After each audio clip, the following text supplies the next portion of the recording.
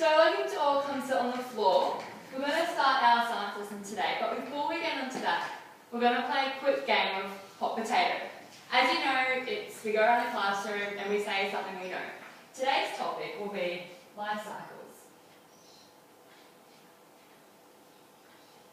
So this is for us to see what we've learnt in these past lessons.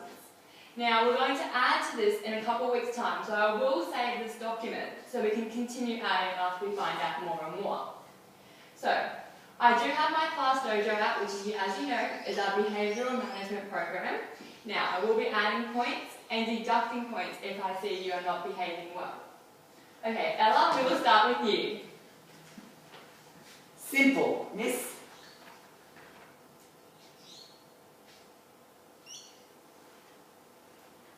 Food.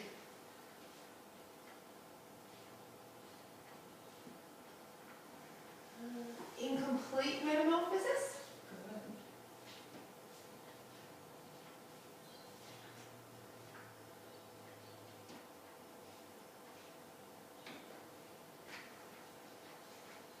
Growth.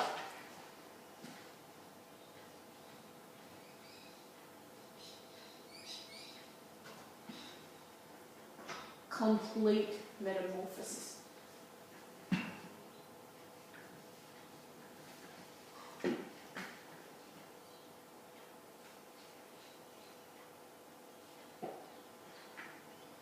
Incomplete metamorphosis only has 3 stages. Nice.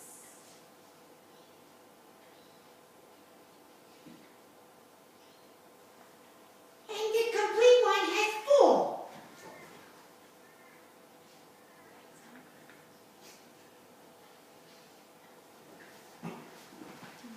The complete one is like insects. Yeah.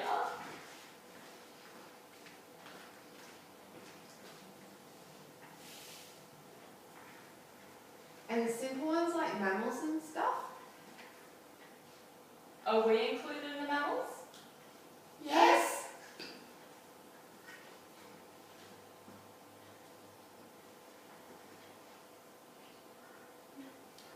And the butterfly is an incomplete metamorphosis.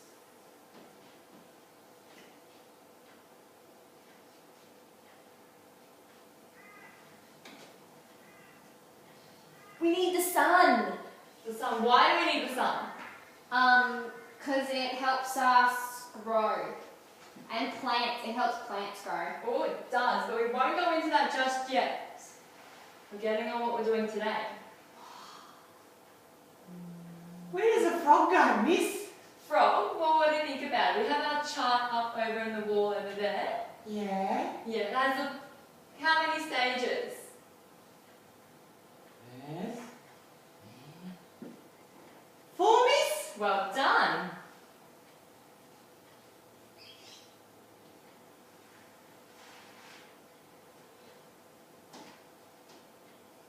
Okay, so as you can see, we've got a very large concept map building.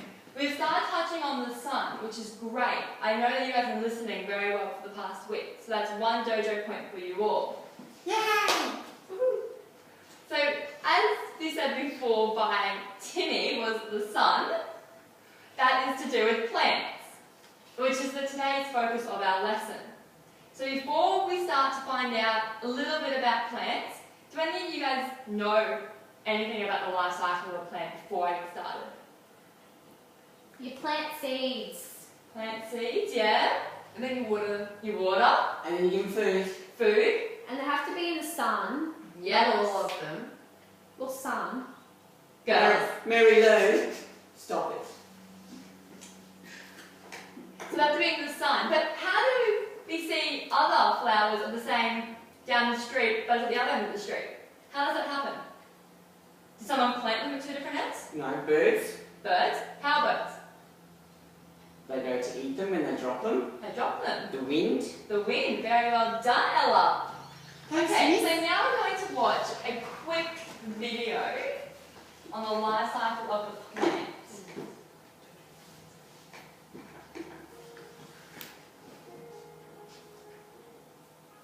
Believe it or not, plants come from other plants.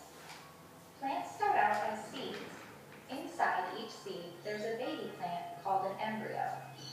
Seeds need soil to grow. When planting, you need to make sure your seed has just the right amount of soil.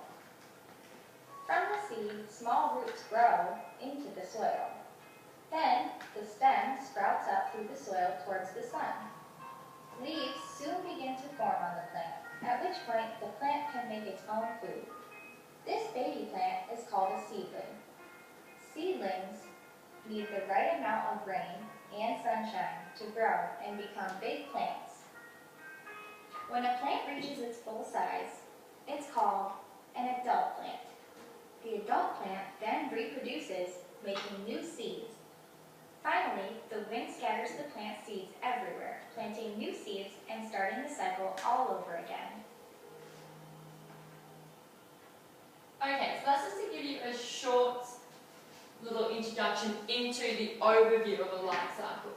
We're going to take a moment and look at each individual aspect purely of the life cycle of the plant.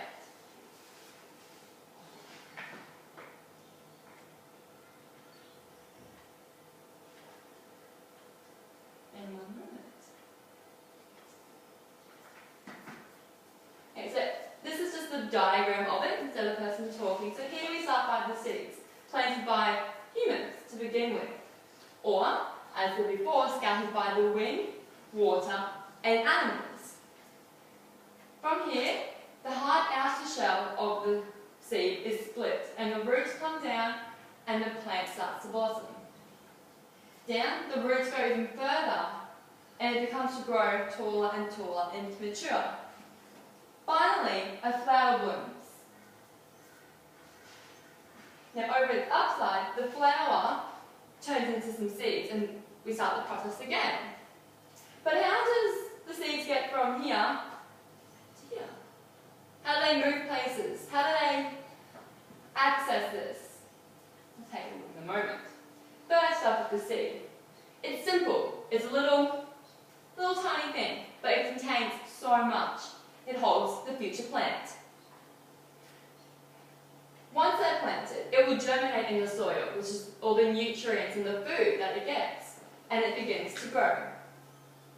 The seeding is a small, vulnerable stem with only a few leaves, but through the sunlight and water, as said before, it will grow and mature. Now we come to the flowering plant. This is when it reaches maturity. The flowers will form. They use colour and scent to attract certain insects to help with the pollination. Once pollinated, it starts to develop seeds. So this is where we get the new life forming, because it's the seeds coming.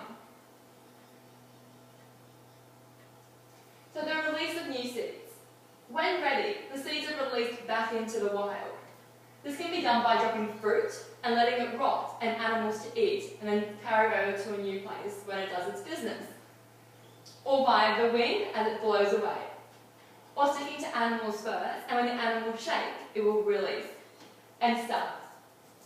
Then of course, the process starts again. So through all that, we can see how the seeds and everything, how the life cycle of a plant is formed. So is there anything we can add to this life cycle mind up now that we've had a little bit of information about plant life cycle?